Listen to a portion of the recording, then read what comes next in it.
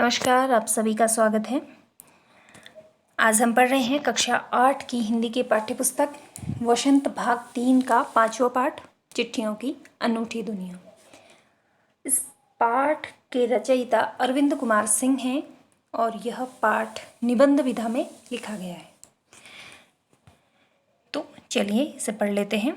पत्रों की दुनिया भी अजीबोगरीब है और उसकी उपयोगिता हमेशा से बनी रही है। तो लेखक कह रहे हैं कि पत्रों की जो दुनिया है वो बहुत ही अनोखी है और इसकी यानी कि इस पत्रों की दुनिया की उपयोगिता हमेशा से बनी हुई है, क्योंकि पत्र जो काम कर सकते हैं वो संचार का आधुनिकतम साधन नहीं कर सकता। तो लेखक का ये मानना है कि वर्तमान समय में जैसे कि संचार के आधुनिकतम साधन आ चुके हैं, जैसे फैक्स है या टेलीविज़न है या एसएमएस आदि, ये संचार के साधन हैं जो हमारे संदेशों को पत्र से भी अधिक तीव्र गति से दूसरे स्थान पर पहुंचा रहे हैं।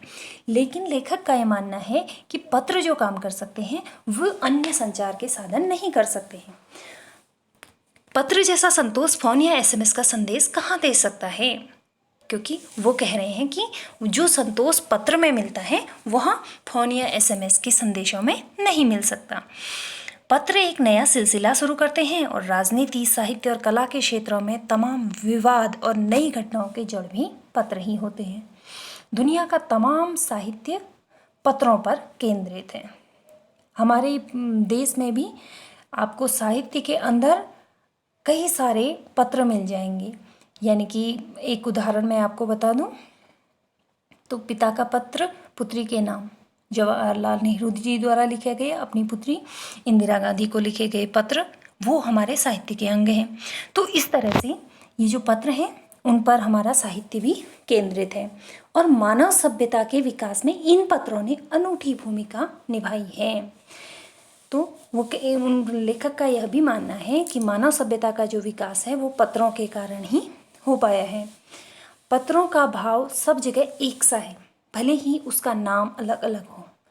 यानी कि पत्र चाहे किसी भी भाषा में लिखे जाएं या पत्र को कुछ भी कहा जाए अलग अलग भाषाओं में, लेकिन उनके भीतर का भाव यानी कि एक व्यक्ति के संदेश को दूसरे तक पहुंचाना, ये पत्र का भाव है और उसमें भावनाओं का व्यक्त किया जाना और उसके माध्यम से भावनाओं को समझा जाना, ये जो पत्रों का भाव है वो हर जगह एक सा है, वो चाहे कोई भी स्थान हो या चाहे किसी अन्य भाषा में लिखा गया हो। तो वो कह रहे भले ही उसका नाम अलग अलग हो, जैसे कि पत्र को उर्दू में खत कहते हैं, तो खत लिखा होगा तो उसमें भी भावनाएं ही व्यक्त होती हैं। संस्कृत में पत्र कहते हैं, कन्नड़ में कागद कहा जाता है, तेलुगु में उत्तरम, जाबू और लेख तथा तमिल में कडिद कहा जाता है। पत्र यादों को सहेज कर रखते हैं, इसमें किसी को कोई संदेह नहीं है। हर एक की अपनी पत्र लेखन कला है और हर एक के पत्रों का अपना दायरा, यानी कि हर कोई व्यक्ति पत्र लिखने की अलग अलग कला का प्रयोग करता है और उनके पत्रों का अपना अलग अलग दायरा होता है। कोई छोटे पत्र में यानी कि कम बातों में कम अक्षरों में अपनी बातों को व्यक्त कर लेता है, तो कोई अत्यधिक बातों में, यानी कि उसके दायरे जो हैं वो अलग अलग हर एक के होते हैं।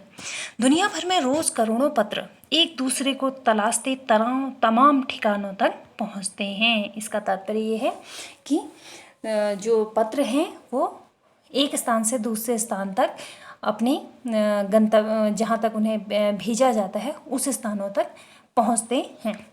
भारत में ही रोज 4.5 करोड़ चिट्ठियां डाक में डाली जाती हैं, जो साबित करती हैं कि पत्र कितनी अहमियत रखते हैं। पत्रों की अहमियत है, इसीलिए इतने पत्र एक दिन में डाक में डाले जाते हैं, एक दूसरे के लिए लिखे जाते हैं, भेजे जाते हैं और पहुंचते हैं। पंडित जवाहरलाल नेहरू ने सन 1953 में सही ही कहा था कि हजारों साल तक संचार का साधन केवल हरकारे या फिर तेज घोड़े रहे हैं। यानी कि बहुत लंबे अरसे तक, यानी कि हजारों सालों तक जो हरकारे थे, यानी कि दूत या डाकिये जो घोड़ों के माध्यम से बहुत तेज़ सवारी करके एक स्थान से दूसरे स्थान तक पत्रों को पहुंचाते रहते थे। उसके बाद पहिए आए, पर रेलवे और तार से भारी बदलाव आया। यानी कि पहिए आए तो पहियों के माध्यम से पत्रों को भेजा जाने लगा, लेकिन वो भी काफ़ी समय लेते थे। लेकिन जब रेलवे और तार का आविष्कार हुआ तब पत्रों के मामले में बहुत बदलाव आया। तार ने रेलों से भी तेज गति से संवाद पहुंचाने का सिलसिला शुरू किया। अब टेलीफोन, वायरलेस और आगे रेडार दुनिया बदल रहा है। यानी कि अब उससे भी अधिक विकसित संसाधन हमारे पास में आ गए हैं। जैसे कि हम देख रहे हैं टेलीफोन में पत्र लिखे जाते हैं, उनको डाकघर में डाला जाता है, पोस्ट किया जाता है, फिर वो किसी संचार के माध्यम से एक स्थान से दूसरे स्थान पर जाते हैं, फिर वहाँ से डाकिया उनको लेकर उस व्यक्ति तक पहुँच जाता है। तो इस प्रोसेस में काफ़ी समय लग जाता है। जबकि टेलीफोन का जब आविष्कार हुआ तो हम कुछ नंबर डायल करते हैं और हमारा तुरंत उस व्यक्ति से संपर्क साध जाता है और हम अपने जो संदेश है उसको मौखिक रूप से सेकंडों में उस व्यक्ति तक पहुंचा देते हैं। तो इसकी वजह से जो संदेश है हमारी बहुत कम समय में दूसरे व्यक्ति तक पहुंच रहे हैं और इससे दुनिया बदल रही है। पिछली शताब्दी में पत्र लेखन ने एक कला का रूप ले लिया है। डाक व्यवस्था के सुधार के साथ पत्रों को सही दिशा देने के लिए विशेष प्रयास किए गए हैं। यानी कि डाक की जो व्यवस्था है उसमें धीरे धीरे सुधार हुआ। जैसा कि हमने पहले भी पढ़ा, पहले दूत या हरकारे पत्र पहुंचाते थे, उसके बाद पहिए का आविष्कार हुआ जिसके माध्यम से पत्र पहुंचाए गए। उसके पश्चात रेल का आविष्कार हुआ, रेल के बाद तार, टेलीफोन या इस समय पे इंटरनेट, SMS आदि जो व्यवस्थाएं हैं उन्होंने डाक धीरे धीरे इम्प्रूवमेंट किया। तो डाक व्यवस्था के सुधार के लिए पत्रों को सही दिशा देने का प्रयास किया गया। तो पत्र संस्कृति विकसित करने के लिए स्कूली पाठ्यक्रम में पत्र लेखन का विषय भी शामिल किया गया। आप लोगों के पाठ्यक्रम में भी आपको पत्र लेखन सिखाया जाएगा। भारत ही नहीं, दुनिया के कई देशों में ये प्रयास चले और विश्व डाक संघ ने अपनी ओर से भी काफ़ी प्रयास किए। विश्व डाक संघ की ओर से 16 वर्ष की कम आयु वर्ग के बच्चों के लिए पत्र लेखन प्रतियोगिताएं आयोजित करने का सिलसिला सन 1972 से शुरू किया गया। यह सही है कि खास तौर पर बड़े शहरों और महानगरों में संचार साधनों के तेज विकास तथा अन्य कारणों से पत्रों की आवाजाही प्रभावित हुई, पर देहाती दुनिया आज भी चिट्ठियों से ही चल रही है।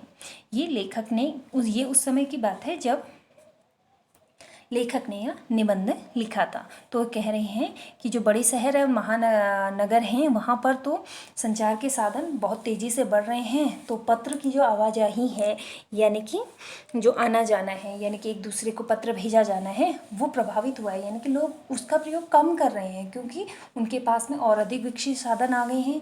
जब व्यक्ति टेलीफोन से तुरंत अपना संदेश ले सकता है, देकर वापस उस संदेश का रिप्लाई उत्तर पा सकता है, तो वह पत्र की ओर कम आकृष्ट होता है। तो वो कह रहे हैं कि इसके कारण पत्र कम लिखे जा रहे हैं। लेकिन जो देहाती दुनिया है यानी कि गांव कस्बे जो हैं वहाँ पर आज भी चिट्ठियाँ लिखी जाती हैं और भेजी जाती हैं।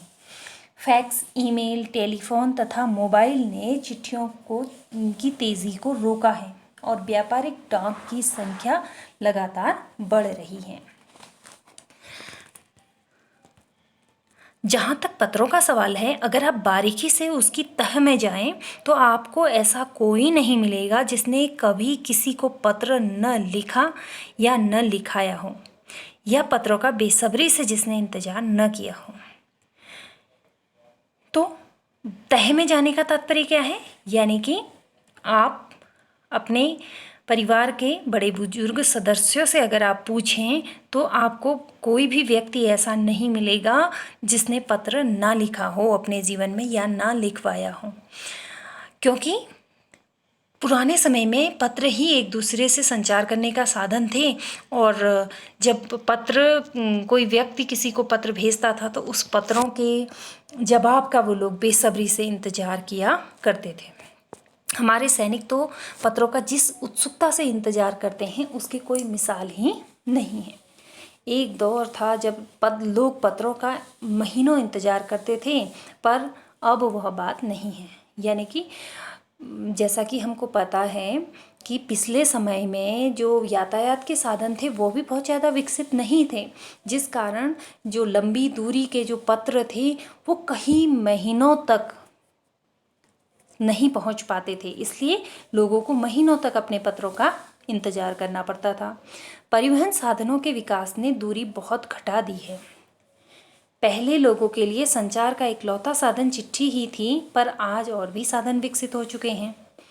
आज देश में ऐसे लोगों की कमी नहीं है जो अपने पुरखों की चिट्ठियों को सहेज और संजोकर विरासत के रूप में रखे हुए हों, या फिर बड़े बड़े लेखक, पत्रकारों, उद्यमी, कवि, प्रशासक, सन्यासी या किसान, इनकी पत्र रचनाएं अपने आप में अनुसंधान का विषय हैं।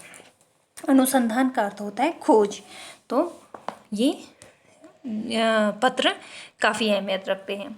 अगर आज जैसे संचार साधन होते तो पंडित नेहरू अपनी पुत्री इंदिरा को फोन करते, पर तब पिता के पत्र पुत्री के नाम नहीं लिखे जाते, जो देश के करोड़ों लोगों को प्रेरणा देते हैं। तो इस तरह से कवि का लेखक का यह मानना है कि जो पत्र थे वो अहमियत रखते हैं, क्योंकि वो पत्र जो नेहरू जी ने अपनी पुत्री इंदिरा को लिखे वो पुस्तकों में प्रकाशित हुए, तो उससे न केवल उनकी पुत्री को प्रेरणा मिली बल्कि अन्य लोग भी उससे प्रेरित हुए। इस कारण से लेखक का यह मानना है कि पत्र काफ़ी अहमियत रखते हैं। पत्रों को तो आप सहेज कर रख लेते हैं, पर एसएमएस संदेशों को आप जल्दी ही भूल जाते हैं। कितने संदेशों को आप सहेज कर रख सकते हैं? यानी कि आप सबको सहेज कर नहीं रख सकते हैं। तमाम महान हस्तियों की तो सबसे बड़ी यादगार या धरोहर उनके द्वारा लिखे गए पत्र ही हैं। भारत में इस श्रेणी में राष्ट्रपिता महात्मा गांधी को सबसे आगे रखा जा सकता है। दुनिया के तमाम संग्रहालय जानी मानी हस्तियों के पत्रों का अनूठा संकलन भी है। तमाम पत्र देश और काल और समाज को जानने समझने का असली पैमाना है। यानी कि उस समय के व्यक्तियों द्वारा लिखे गए हुए पत्र जो हैं वो उस समय के देश की स्थिति और समय को और समाज को जानने में हमारी मदद करते हैं। भारत में आज़ादी के पहले महासंग्राम के दिनों में कुछ अंग्रेज अफसरों ने अपने परिवारजनों को पत्र में लिखे, वे आगे चलकर बहुत महत्व की पुस्तक बन गए। यानी कि अंग्रेज अफसर जो यहाँ भारत में आए थे वे अपने परिवार के लोगों को पत्र लिख रहे थे और वो एक महत्व की पुस्तक बन गए। तो ये महत्व है, राजनीतिक महत्व है पत्रों का। इन पत्रों ने साबित किया कि यह संग्राम कितनी जमीनी मजबूती लिए हुए था। यानी कि इस जमीनी मजबूती का मतलब वास्तविक रूप में यह कितना मजबूत था। महात्मा गांधी के पास दुनिया भर से तमाम पत्र केवल महात्मा गांधी इंडिया लिखे आते थे और वे जहाँ भी रहते थे वहाँ तक पहुँच जाते थे, क्योंकि गांधी जी जो थे वो स्वतंत्रता संग्राम में आंदोलन के तहत जगह जगह जाकर लोगों को जागरूक किया करते थे। तो महात्मा गांधी इंडिया केवल, जैसा कि हमको पता है जब हम पत्र लिखते हैं तो पत्र में पूरी तरह हमें उस स्टेट का नाम, उस ज़िले का नाम और उस नगर का नाम या गांव का नाम आदि सब कुछ लिखना पड़ता है ताकि वो पत्र के कहाँ पहुंच सके, उस निश्चित जगह पे पहुंच सके। लेकिन जब गांधी जी को पत्र लिखे जाते थे तो केवल उसमें महात्मा गांधी इंडिया लिख दिया जाता था, क्योंकि वे जानी मानी हस्ती थे। वे जिस क्षेत्र में भी जाते थे उसके बारे में वहाँ के लोगों को पता होता था और वे पत्र जो थे उन तक पहुँच जाते थे। आज़ादी के आंदोलन की कई अन्य दिग्गज हस्तियों के साथ भी ऐसा ही था। गांधी जी के पास देश दुनिया से बड़ी संख्या में पत्र पहुंचते थे, पर पत्रों का जवाब देने के मामले में उनका कोई जोड़ नहीं था। यानी कि पत्रों के जवाब वे दिया करते थे, यानी कि अक्सर ज़्यादातर पत्रों के वो जवाब दे दिया करते थे। कहा जाता है कि जैसे ही उन्हें पत्र मिलता उसी समय उसका जवाब भी लिख देते थे। अपने हाथों से ही ज़्यादातर पत्रों का जवाब देते थे। जब लिखते लिखते उनका दाहिना हाथ दर्द करने लगता तो वे बाएं हाथ से लिखने में जुट जाते थे। महात्मा गांधी ही नहीं, आंदोलन के तमाम नायकों के पत्र गांव-गांव में मिल जाते हैं। पत्र भेजने वाले लोग उन पत्रों को किसी प्रशस्ति पत्र से कम नहीं मानते हैं। प्रशस्ति पत्र मतलब प्रशंसा पत्र। कोई अच्छा कार्य करता है तो उसको प्रशस्ति पत्र दिया जाता है। तो जब महात्मा गांधी जी द्वारा जवाब में लिखे गए पत्र किसी व्यक्ति को मिलते थे तो उनको ऐसा लगता था कि वो उनके लिए प्रशंसा पत्र के समान हैं और वे अपने आप को गौरवान्वित महसूस करते थे। और कई लोगों ने तो उन पत्रों को फ्रेम करा कर रख लिया था, जिस तरह से किसी प्रशस्ति पत्र को रख लिया जाता है। यह है पत्रों का जादू। यही नहीं, पत्रों के आधार पर ही कई भाषाओं में जाने कितनी किताबें लिखी जा चुकी हैं। वास्तव में पत्र किसी दस्तावेज से कम नहीं है। दस्तावेज का मतलब होता है प्रमाण पत्र या कोई जरूरी कागजात। पंत के 200 पत्र, बच्चन के नाम और निराला के पत्र हमको लिख्यो है कहा तथा पत्रों के आईने में दयानंद सरस्वती समेत कई पुस्तकें आपको मिल जाएंगी। यानी कि इन साहित्यकारों की जो एक दूसरे को लिखे गए पत्र हैं वे पुस्तकों के रूप में आपको मिल जाएंगे। कहा जाता है कि प्रेमचंद्र खास तौर पर नए लेखकों को बहुत प्रेरक जवाब देते थे तथा पत्रों के जवाब में वे बहुत मुस्तैद रहते थे।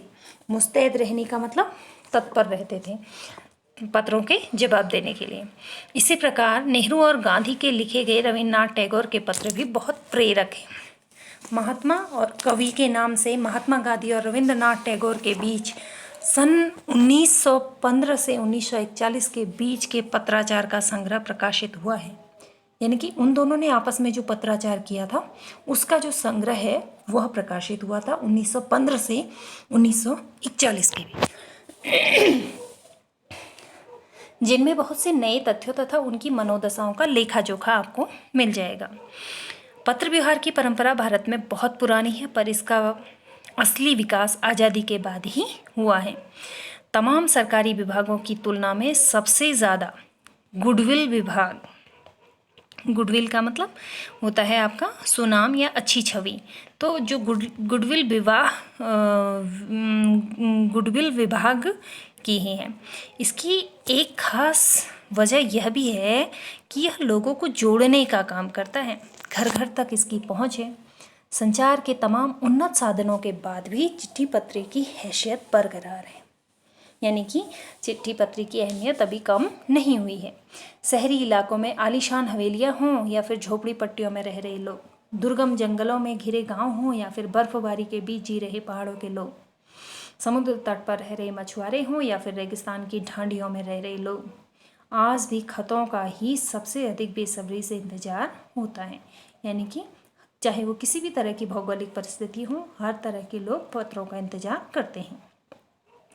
एक दो नहीं, करोड़ों लोग खतों और अन्य सेवाओं के लिए रोज़ भारतीय डाकघरों के दरवाज़ों तक पहुंचते हैं और इसकी बहुआयामी भूमिका नज़र आ रही है। दूर देहात में लाखों गरीब घरों में चूल्हे मनी ऑर्डर अर्थव्यवस्था से ही चलते हैं। गांव या गरीब बस्तियों में चिट्ठी या मनी ऑर्डर लेकर पहुंचने वाला डाकिया देवदूत के रूप में देखा जाता है।